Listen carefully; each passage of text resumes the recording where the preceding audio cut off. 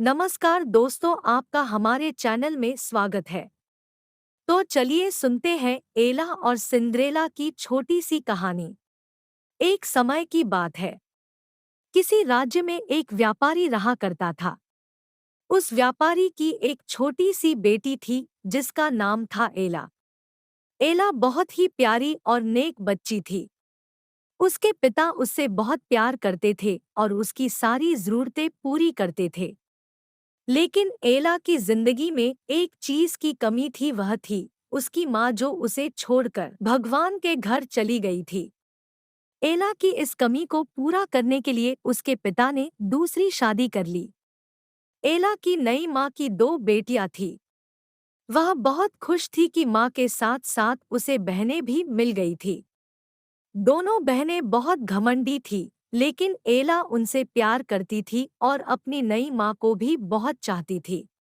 एला की खुशियां ज्यादा दिन टिक नहीं पाईं। एक दिन जब उसके पिता अपने काम से किसी दूसरे शहर गए तो फिर कभी वापस नहीं आए। एला पर तो मानो मुश्किलों का पहाड़ टूट गया हो। पिता का साया सर से उठते ही उसकी माँ और बहनें उसके घर की मालकिन हो गई और एला के साथ नौकरों जैसा बर्ताव करने लगी। उन्होंने घर के सारे नौकरों को निकाल दिया और अब एला ही घर का सारा काम करती। उसकी बहनों ने तो उसका कमरा भी उससे छीन लिया और उसे एक कोठरी में रहने के लिए छोड़ दिया। एला अपनी बहनों के पुराने कपड़े और जूते पहनती, सारा दिन उनके काम करती। कभी कभी तो एला इतनी थक जाती कि अंगीठी के पास ही सो जाती। अक्सर एला जब सुबह उठती तो अंगीठी की राख उस पर पड़ी होती। उसकी बहनें उसे सिंड्रेला कह के चिढ़ाती और इस तरह उसका नाम एला से सिंड्रेला हो गया।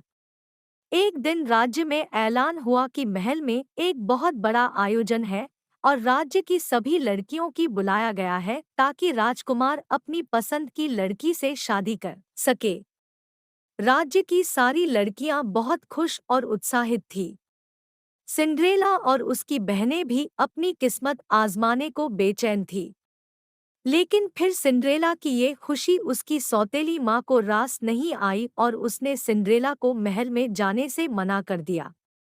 बेचारी सिंड्रेला दुखी मन से फिर अपने काम में लग गई और सोचती रही कि इस वक्त उसकी बहनें क्या कर रही होंगी और राजकुमार देखने में कैसा होगा। सिंड्रेला जब इन ख्यालों में खोई हुई थी, तभी वहां एक जादूगरनी आई। उसने सिंड्रेला को दुखी देखा तो उसकी मदद करनी चाहिए। सिंड्रेला ने सारी बात जादूगरनी को बताई। जादूगरनी ने सिंड्रेला से कहा, ओह प्यारी सिंड्रेला, मैं तुम्हारी मदद कर सकती हूँ। यह कहकर जादूगरनी ने अपनी छड़ी घुमाई और वहां पड़े एक बड़े से कद्दू को एक बग्घी में बदल दिया। वहीं चार चूहे उछल कूद मचा रहे थे। जादूगरनी की नजर उन पर पड़ी तो उसने चूहों को घोड़ा बना दिया। अब जरूरत थी एक कोचवान की। जादूगरनी ने चारों तरफ नजर घुमाई तो उसे एक मेंढक दिखा और उसे कोचवान में बदल दिया।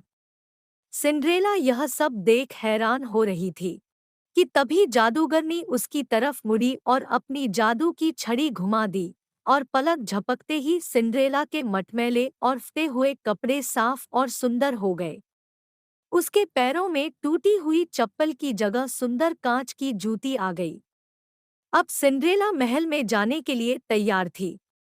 जादूगरनी ने सिंड्रेला को विदा करते हुए कहा, बेटी तू अपनी इच्छा पूरी कर ले, लेकिन याद रखना रात 12 बजते ही यह सारा जादू खत्म हो जाएगा। सिंड्रेला जब महल पहुंची तो सबकी नजरें उसी को देखने लगी। वह बहुत ही सुंदर लग रही थी।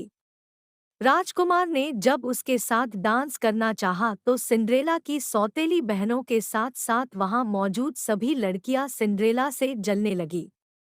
लेकिन कोई सिंड्रेला को पहचान नहीं पाया। राजकुमार ने उसे देखते ही फैसला कर लिया था कि वह इसी लड़की से शादी करेगा। सिंड्रेला भी राजकुमार की आंखों में ऐसी डूबी कि उसे जादूगरनी की बात याद ही नहीं रही। देखते ही देखते 12 बज गए। घंटी बजते ही सिंड्रेला को याद आया कि 12 बजे जादू खत्म हो जाना था। सिंड्रेला बिना राजकुमार से कुछ कहे वहां से भाग निकली।